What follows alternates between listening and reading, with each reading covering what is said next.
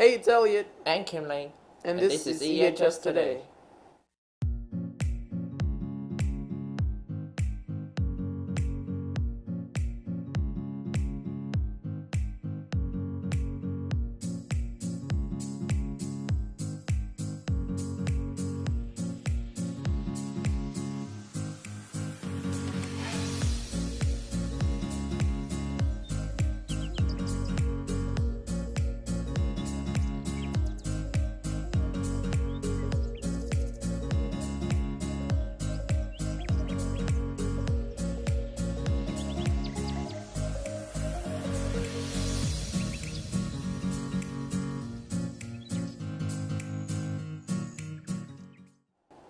And now for the announcement. Friday, March 1st is the Partners in Education Award nomination deadline. There will also be a Hairspray musical on Friday, March 1st and 2nd at East at 7:30, and Sunday the 2nd.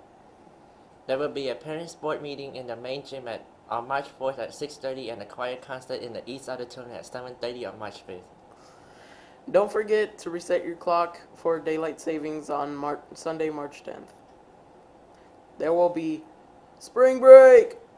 There will be no school on March 8th and school will start on Monday the 18th. I can't wait for those 10 days of freedom. Elliot, what you gonna do for spring break? I don't know, do homework.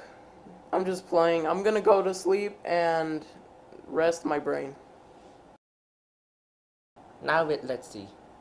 On the behind the scenes on how the school newspaper is made.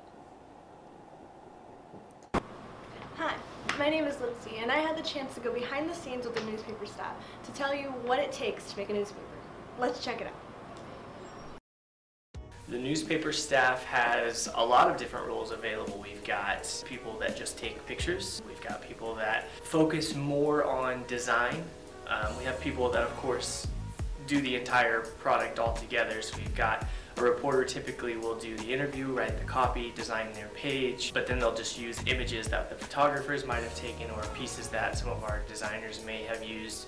So really you need to be very well rounded, but there are different jobs available. There's not just a team that does sports all the time or a team that just does editorials all the time. Everyone really has to rotate.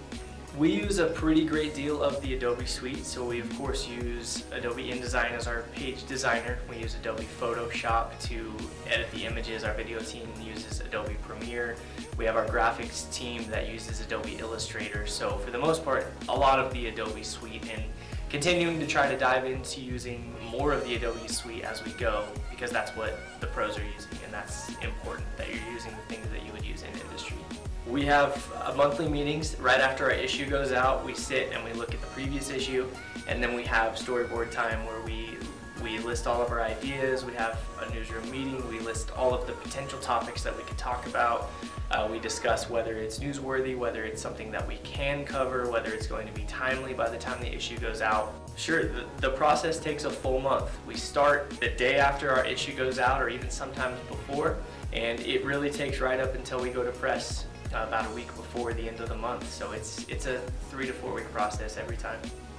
I think the staff does well at most everything. I think that every day is a new challenge and every day is a little bit different, but they do a very good job of working hard at getting the story right and getting the job done the right way. And if they try to do something, they're never going to be marked down for trying something new and not doing it as best as they possibly could. It's about doing the best job that you can and learning from it and doing a better job tomorrow. So really our photographers are top-notch, our video team is top-notch, our writers are top-notch, our graphics are top-notch, and we're just getting better all the time as a group.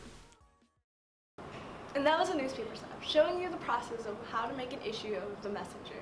Now that you know the process, do you have what it takes to be a part of the staff? Thank you, Lindsay. Wow, I didn't know there's a lot of work that gone into the production of the school newspaper. Now let's go to Ulissa with the restaurants to eat in Wichita. Have you guys ever struggled about deciding where to go to eat? Guys, are you always frustrated with your girl when you ask her where she wants to eat and she says, I don't know? Well, come along with me and we'll find out some places.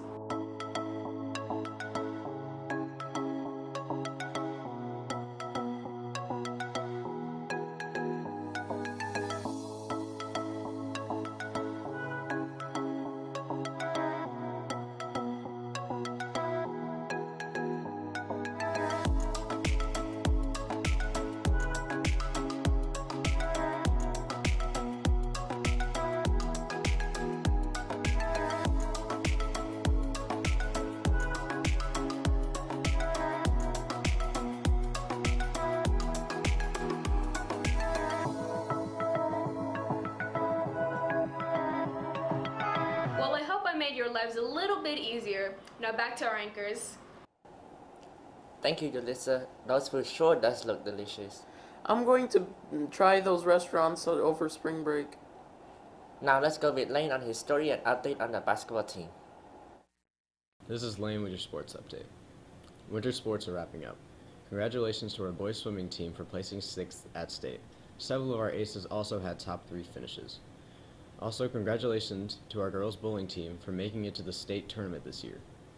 Ben Wallachek took first at regionals and is a state qualifier. Boys and girls basketball will be competing in the first round of sub-state this week. Let's take a look at some of the highlights from the boys' senior night game.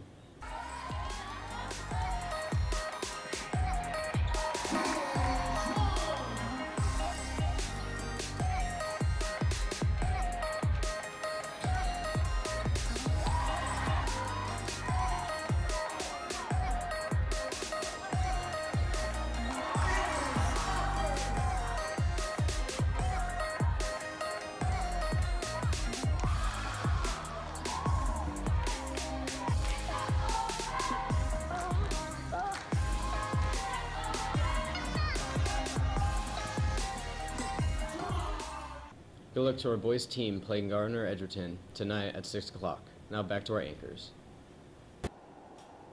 Thank you, Lane. This is Kim Lane. And this is Elliot, and this is our bell to go.